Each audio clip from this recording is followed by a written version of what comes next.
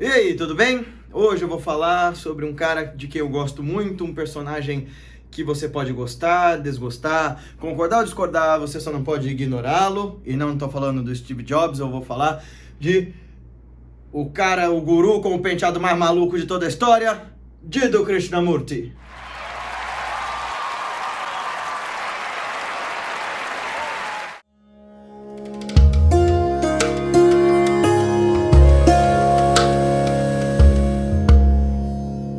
E aí, se você é nova no nosso canal, seja bem-vindo, bem-vinda. Por favor, se inscreva no nosso canal, clica no sininho para receber as notificações, deixe seu joinha, seu desjoinha, seu comentário no comentário de alguém, fortaleça a nossa sangue online, manda esse vídeo pro seu Twitter, Instagram, TikTok, Facebook, grupo do tricô, grupo do crochê, grupo do soufflé, grupo das tortas secas, grupo dos cheesecakes. Tem tantos grupos assim? Se você tiver, deve ter. E hoje nós vamos fazer um vídeo que uma galera já nos pediu para eu falar sobre o Krishnamurti, o que eu acho do Krishnamurti, e daí eu peguei esse livro que é para mim uma das grandes fontes de saber sobre a vida dele, que é Vida e Morte de Krishnamurti, da Mary Lutens, uma pessoa que o conheceu pessoalmente, e aí eu vou falar dele para falar de lucidez espiritual, tá bom? Mas antes da gente começar também, uma breve referência bibliográfica para vocês. Guilherme, deixa aqui na descrição do vídeo. Mano, eu já tô falando o nome do vídeo. Se a Rita Von Hunt diz pra você, pega esse papel e anota, porque eu sou teu professor, não sou tua babá, então se ela pode, eu também posso. Eu tô colocando aqui, a Isa já tá tendo trabalho de achar a imagem e colocar aqui no vídeo, então você que anote esse nome do livro, tá bom? Tá bom, porque, se não tá a um clique de distância eu não vou ler, então você não vai ler, meu caro, você não vai ler, a gente já sabe que você não vai ler, né? Então, antes do vídeo começar, algumas referências bibliográficas sobre o conteúdo do que o Krishnamurti fala. Então, The Ending of Time, que é o diálogo dele com o David Bohm, famoso físico que trabalhou com Oppenheimer no Projeto Manhattan. A Primeira e a Última Liberdade. E esse aqui que são textos dele mesmo, que é A Única Revolução. Bem legal também. Vamos lá. Então, o Krishnamurti é um personagem de quem eu gosto muito porque ele conseguiu ser muito autêntico, ele passou por traumas violentíssimos e conseguiu desenvolver lucidez espiritual num nível muito prestimoso. O Krishnamurti nasceu indiano, em família hindu lá do sul da Índia, e para quem não sabe, os hindus do sul tendem a ser muito mais conservadores e muito mais tradicionalistas do que os do norte.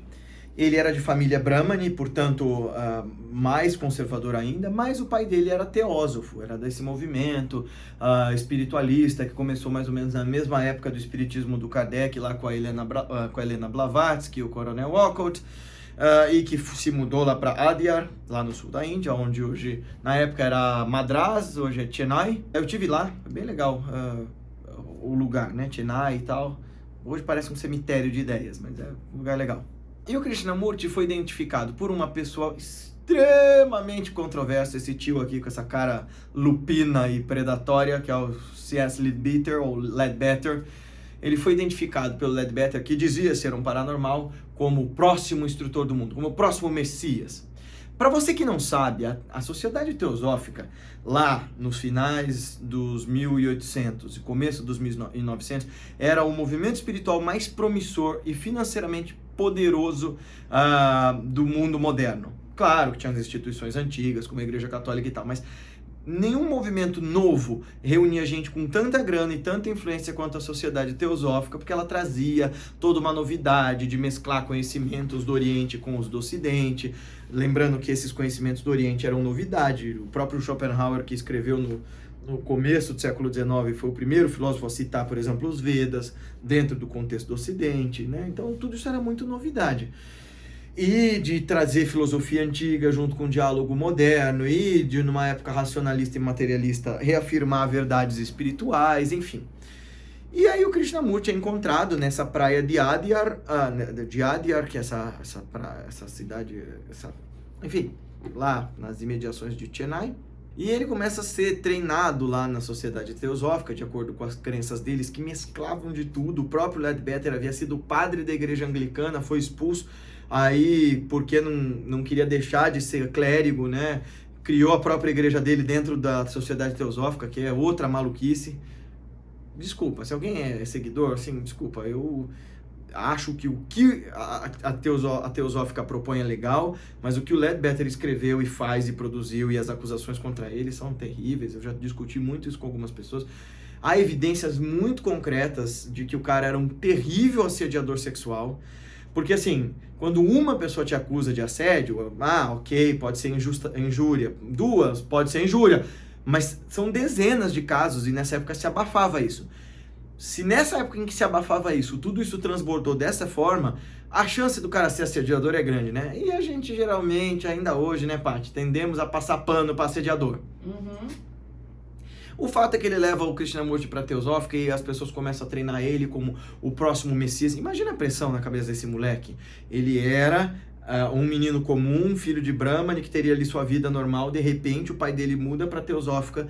A Annie Besant, que era a presidente da sociedade na época e que era completamente manipulada pelo Ledbetter, toma a guarda dele e do irmão dele, do pai, né? Ele era órfão de mãe já, ele não mora mais com o pai, a Annie Besant adota ele e o irmão, Nitya, e começa a criá-los e preparar o Krishnamurti para ser essa pessoa extraordinária. Até então todo mundo dizia que ele não tinha nada de extraordinário, que ele parecia até meio lento. A Annie Besant manda ele para a Inglaterra para ele receber educação ocidental. Ele até esquece como falar a língua original dele, se não me engano era Marathi, eu não vou me lembrar agora, mas enfim, eu não sei qual é a língua agora de Chennai. Não exige isso agora. Se fosse a da Bengala, ou de Delhi, ou de Varanasi, eu sei, mas a do Sul às vezes me confundo. Ele esquece a sua língua materna, ele é educado nos modos ocidentais, cria-se uma nova organização dentro da própria teosofia chamada Ordem da Estrela, e ele é apontado como grande líder e tal, e aí em algum momento ele tem um processo de despertar muito profundo. É aquele lance, né? A gente nunca vai saber se ele de fato era uma pessoa extraordinária e o Ledbetter estava certo, apesar de ser um crápula, ele acertou nisso, ou se o preparo que ele recebeu tornou ele uma pessoa especial, porque ele sofreu para burro, dentre outras coisas, ele perdeu o irmão, que era o grande amigo dele, ele foi separado, ele nunca conseguiu criar muitos laços, né, vínculos profundos com ninguém, nunca casou e tal. Mas em algum momento ele tem uma coisa que a Mary Lutyens chama de o processo, que é um momento de despertar em que ele sentia dores físicas alucinantes, e em seguida ele começava a falar como se fosse outras pessoas. Para quem é espiritualista, pode achar que ele incorporasse e tal. E era isso que as pessoas achavam na época, que ele estava recebendo os mestres de sabedoria da teosofia. Mas depois disso, ao que parece, ele se torna um Buda. Espontaneamente, ele se torna um cara que está falando as mesmas verdades que Shankaracharya, Shakyamuni Buda e outros grandes luminares do pensamento indiano já falavam. O Krishnamurti, quando tem 20 e poucos anos, rompe com tudo isso. É muito interessante. Essa é a lucidez e a autenticidade do que ele faz. Ele faz um discurso histórico e eu recomendo efusivamente que você leia esse discurso na íntegra. Uma vez eu li ele para os alunos aqui do Instituto, eles acharam que eu ia fechar tudo. Chama-se A Dissolução da Ordem da Estrela. Leia. Dentre outras coisas, ele diz assim que ele não vai querer mais ser o carcereiro das gaiolas douradas que as pessoas mesmas criam, que elas podem criar novas gaiolas para se apresentar, para se prender, mas que para ele a verdade com V maiúsculo, é terra sem lei. Você não pode ser apresentado para ela, ninguém pode trazer essa verdade para você, você tem que descobri-la sozinho. E se algum mestre, professor ou alguma pessoa desse tipo quer dizer para você que ela tem a verdade, não acredite nela. Eu vou dizer aqui que o Krishnamurti, para todos os efeitos, era um mestre, tá? Ele odiava a ideia de gurus, mas, e ele diz que ele foi treinado pelos melhores gurus do seu tempo, não foi. Ele tinha ali, na mesma época dele, estavam vivos os discípulos de Lahiri Mahashaya, Shri Yukteswar, Panchanan Bhattacharya. Ele nem sabia quem eram esses caras. Grandes yogis, como os discípulos de Ramakrishna, estavam todos vivos naquela época. O que acontece é que ele estava encastelado dentro do contexto da teosofia, que tinha ali seus apoiadores e seus adeptos, que não eram os grandes mestres da Índia. E ele criou um profundo trauma de toda essa hierarquia espiritual, e ele criou um grande entojo dessa idolatria fajuta que a gente faz, não é só, pelo amor de Deus, não é na teosofia, que nós, seres humanos, fazemos em busca, a gente acha que adular pessoas vai nos dar grandes coisas ou grandes conhecimentos, quando na verdade isso é só tapar o buraco de uma enorme carência, e ele percebeu isso e criou uma certa ojeriza disso. Então você percebe no discurso do Krishnamurti uma certa amargura, uma certa reticência com os caminhos espirituais, mas apesar disso, há uma luminosa consciência da realidade. Ele era muito lúcido. E ele era de fato um Gnani, né, um sábio. Bom, outro mestre que estava vivinho da Silva na época dele era Ramana Maharishi. Eu tenho certeza que se o Krishnamurti tivesse ido até ele e ficado um tempo em Arunachala, ele teria sido profundamente tocado. A ponto de que teve um parênteses aqui, tem um outro cara, depois você pesquisa, chamado U.G. Krishnamurti, que esse era um doidão de pedra. Ele viveu perto de Swami Shivananda, de Ananda Maimad, um monte de mestre, para ele não fez efeito, ele deu uma pirada, mas quando ele esteve perto de Ramana Maharishi, ele realmente foi tocado. Mas aí ele pediu iluminação pro Ramana e o Bhagavan disse para ele: eu não vou te dar uma coisa que você tem que construir sozinho. Aí ele foi embora bravo, achando que o cara não sabia o que estava falando. Mas o Krishnamurti, ele tinha esse ressentimento contra os gurus, embora ele tinha esse ressentimento nos garantiu uma nova modalidade de praticar espiritualidade. Ele já estava anunciando isso para nós lá nos primórdios do século XX, lá nas décadas de 30 e 40, quando ele começa a realmente fazer o seu trabalho. Ele começa a mostrar para nós o que nós, nas décadas de 20 para frente do ano 2000, precisamos fazer para entender. Nesse mundo de hiperconsumo, nesse mundo hiperacelerado, nesse mundo onde as relações estão todas fragmentadas e abusivas, como é que a gente se relaciona de um jeito mais saudável com os nossos mestres? Porque ele era um mestre para todos os efeitos. As ideias dele eram as mesmas, porque ele gosta de dizer assim que as ideias dele vieram espontaneamente, que ele nunca leu Shankara, que ele nunca leu Buda, mas se você pegar o que ele fala, é Vedanta, é budismo, é a espiritualidade traduzida para o novo tempo. Você pode até defender que é porque essas verdades sejam imanentes no universo e de que de tempos em tempos ela vai ser retraduzida por pessoas que cheguem lá na iluminação. Eu acredito nisso.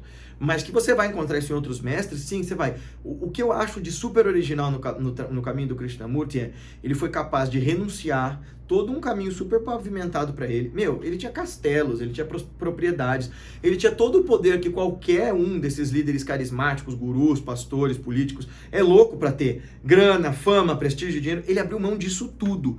E todo mundo que estava ali só esperando para ele dizer, me sigam, para segui-lo como o próximo Messias, essa galera toda ficou puta da vida com ele. Ele realmente devolveu um castelo lá na Holanda, chama Castelo Herd, que era para ficar para ele. Herd ou Herd, sei lá como fala isso.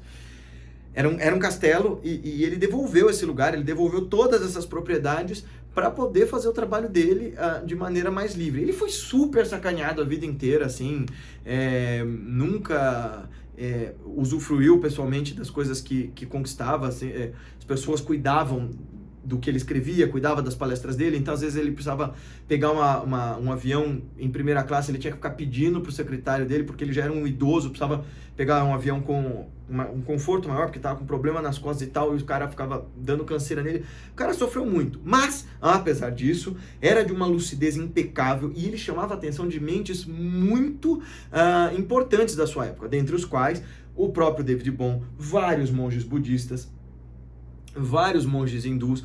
Ele era muito respeitado e até hoje, né, vários mestres hindus consideram ele de uma lucidez prestimosa e necessária.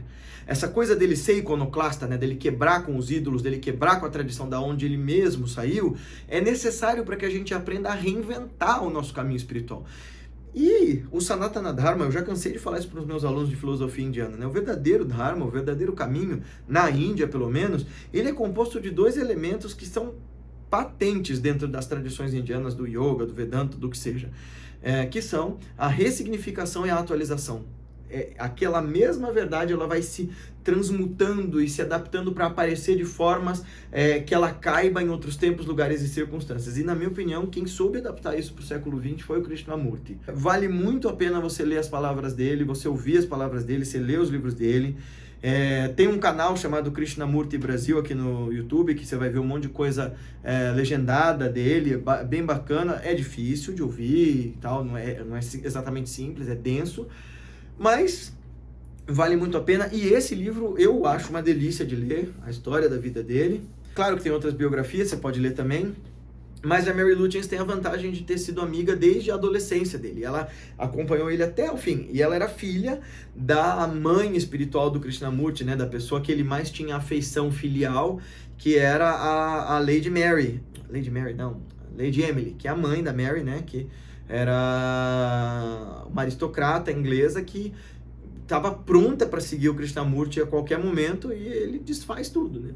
Eu acho legal. No mínimo, você tem que respeitar a história do cara porque ele é autêntico, né? De abrir mão de grana, prestígio e tudo mais, e dizer assim, eu não vou fazer isso aqui não. Eu vou por outro caminho. E isso fez com que comunidade científica, comunidade filosófica e religiosa respeitasse o que ele tinha a dizer. E eu arrisco a te dizer que várias das previsões que ele fazia sobre o espírito humano, sobre o nosso estado das coisas, e você via na cara das pessoas que elas não estavam sacando o que ele estava dizendo lá nos anos 60, 70 e 80, elas estão se concretizando agora. É genial, porque o que ele falava lá está fazendo sentido, muito sentido agora. Então dá uma olhada no Krishnamurti, que vale muito a pena para você desenvolver lucidez espiritual, o que é essencial para o caminho. Então é isso que eu acho do Krishnamurti. Eu sei que eu acabei falando mal da teosofia para falar sobre isso, assim, por mais que eu respeite várias esferas do trabalho da teosófica, pegar uma criança do seu pai, tirar ela do contexto da vida, falando aqui, tá, como alguém que quase viveu isso, né, Patrícia? Uhum. Não é saudável. Não enfia tua criança, teu filho, teu sobrinho, teu amigo numa vida religiosa muito cedo.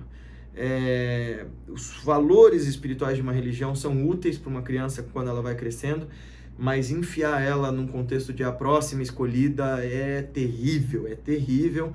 E ou você tem preciosos amigos, como foi meu caso, que eu tive. Valeu aí, ô tia. Tia, sou eu? No caso Nossa, que cara de pau. Preciosos amigos como eu tive, esses que me acompanham aqui no Instituto desde a fundação, bons mestres e tal. Ou a pessoa se perde total, assim. Foge dessa ideia de querer ser escolhido de qualquer coisa. Ninguém é escolhido de bosta nenhuma. Para com isso. E se tem uma coisa que o Krishnamurti ensina é sobre isso, sabe? Para de querer bajular alguém ou ser bajulado. Isso é muita carência, é muita decrepitude, é muita deficiência da sua consciência. Sai dessa, tá bom? Até nosso próximo encontro. Gostou desse vídeo? Então não se esquece de se inscrever no nosso canal, clicar no sininho para receber as notificações, clicar no joinha, deixar seu comentário, sua sugestão, sua crítica, seu elogio, seu comentário, seu apoio, etc e tal. Esse trabalho pode crescer na medida em que pessoas que acreditam nele o espalhem. Então pega esse link, manda para os teus amigos no WhatsApp, no Facebook, no Instagram, em tudo quanto é lugar que você acha que ele possa fazer a diferença. A gente se vê no próximo vídeo.